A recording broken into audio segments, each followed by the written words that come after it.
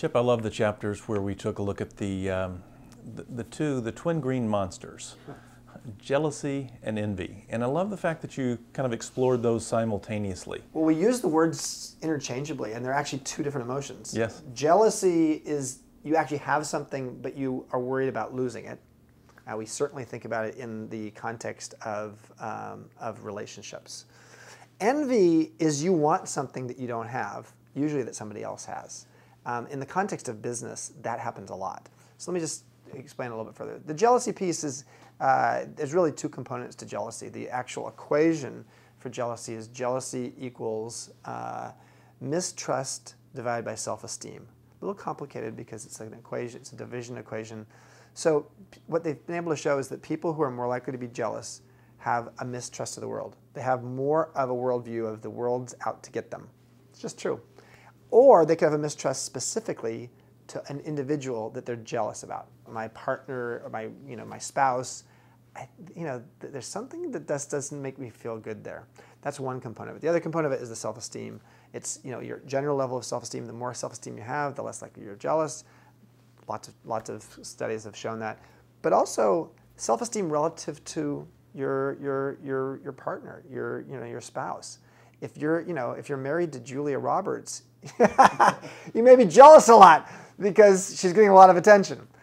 The one I'd like to spend more time on is envy, because envy is actually more relevant to business, and it's one that I really struggled with because so my company Joie de Vivre, the company I was CEO of, second largest boutique hotelier in the U.S.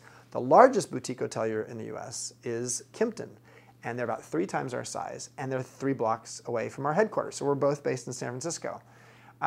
We used to be a tiny company. They've always been pretty big. We grew over time to getting the second biggest. So we were like David and Goliath. So we were always comparing ourselves with Kimpton. We considered ourselves to be a better employer, more creative, etc. Well, we were competing for the Fortune 100 best companies to work for, as were they. We were a little bit too small to be able to win, to enter, but we still entered. Well, one year, about 3 or 4 years ago, Kimpton made the list. And we had tried also, but we hadn't made the list. I felt so much envy. Envy, the equation is envy equals pride plus vanity divided by kindness.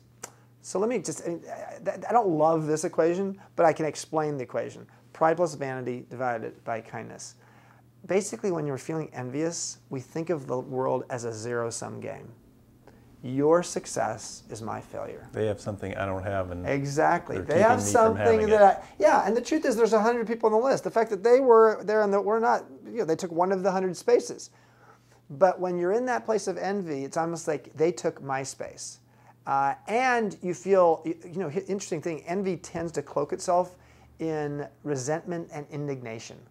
And I remember when I first saw Kimpton on that list, and I was like, what are they on that list for? We've hired 50 or 60 Kimpton employees who much prefer being at Joie de Vivre. Why are that? So there's resentment and indignation. Behind the resentment and indignation is a bit of envy. So what do you do with the envy? What we did in our company, because I was not the only person who felt indignation, our head of HR in the company was indignant, and she said, we have to write a letter to the Fortune magazine about this because Kimpton doesn't deserve to be there. The truth is Kimpton did. They did a great job. So instead I said to her, the head of HR, I said, let's learn from this. Let's use our envy. Let's be kind to Kimpton. Let's focus on, the kindness is in the denominator here. So if you increase the kindness, you'll have less envy. Let's focus on them and just say, what did they learn? How did they get to be on that list? What are the things that they did? Let's actually have some respect for them for making the list, and let's learn from it. And that's what we did.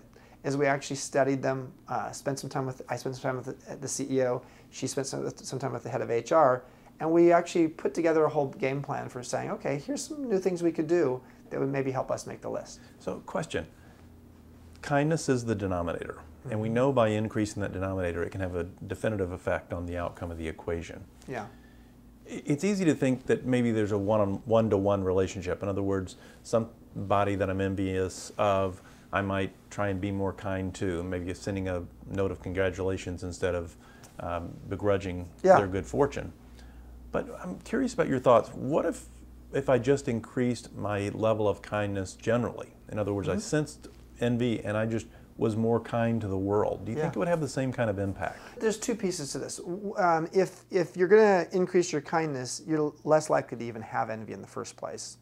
There's a bunch of other things that actually will be stoked up. Kindness can actually fuel a lot of other emotions as well. It helps fuel recognition and people feeling, appreciated, etc. Grateful, gratitude, and gratitude actually has an influence on happiness. But I also want to be cautious to say just being kind doesn't necessarily get you to be productive. So what's great about these equations is you can say, I want to actually take that equation for envy to sort of reduce my envy, but I want to take this equation over here to increase my productivity or increase my likelihood of success. So you can't just say, okay, well, let's just be less kind, let's be more kind, and that's going to make me more successful. Well, I don't think it'll necessarily make you more successful. It certainly will make you less envious, and it may make you a better person to be around. But if you don't do some productivity things as well, it's not necessarily going to make you, a world-class performer.